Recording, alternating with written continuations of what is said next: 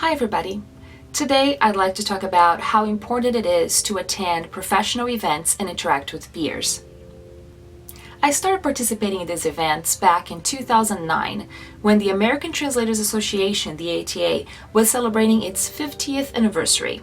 The event was held in New York, so I saw it as a great opportunity to see the city, to meet people who work in the same field as I do, and to learn from their experiences. Since then, I've been regularly attending professional events, including one that was organized earlier this year in São Paulo by Abrates, the Brazilian Translators Association. I have always learned so much at these professional conferences, whether I'm presenting some material or listening to what my peers have to share. I believe that in this field of ours, we can learn a lot from other people's experiences, because there's only so much we can experience ourselves throughout our careers. Learning lessons without necessarily going through a tough situation or getting a new perspective for problems that you're already facing is something that is truly refreshing. And there's much joy and satisfaction in sharing a little bit about what you do and what you've accomplished, so other people can integrate your experiences into their own professional lives as well.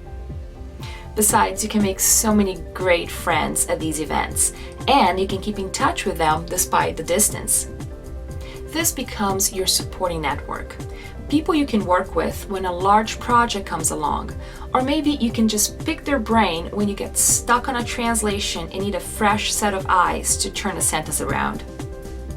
People who think that meeting other translators is pointless truly don't understand this feeling of community, of being part of a large group of people who are going through similar issues. When you reach that realization, you no longer see other translators as your competitors.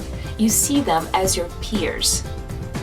To tell you the truth, I have many translator friends who have come to me for help with a project that they couldn't work on themselves. And I have also hired some of these friends to work with me when I couldn't fit a large project into my schedule. Talking about a full schedule, it's always very challenging to make room for these events that involve traveling, especially if you're preparing to speak at a conference. Most of us who work full-time as translators always have projects back-to-back, and there's always a deadline approaching around the corner. But it really does wonders to your sanity and your professional development when you take a week off, take a step back, and take the opportunity to press the restart button and to shift gears from translating all the time to actually sitting back, listening, sharing, and growing.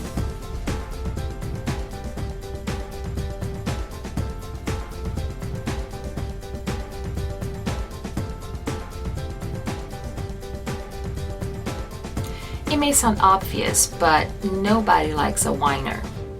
It's no news that everybody can complain about their job, no matter what they do.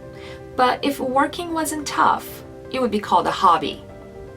But when you stop to think about it, we're lucky to be doing something that we like, and most of us work from home, which is an added layer of convenience. Yet, the odds sometimes do seem to be against us when you have a client who's trying to lower your rate, or when you have to work long nights and weekends to meet a tight deadline. But if you limit yourself to all the negative aspects of being a translator, you'll only be making matters worse. Keep in mind that if you are working for yourself, you are the one responsible for your levels of stress, just as much as your levels of happiness and satisfaction. So do yourself a favor and invest your whining time into your growing time. You'll only be helping your own cause and preventing other people from seeing you under a negative light. From their experience.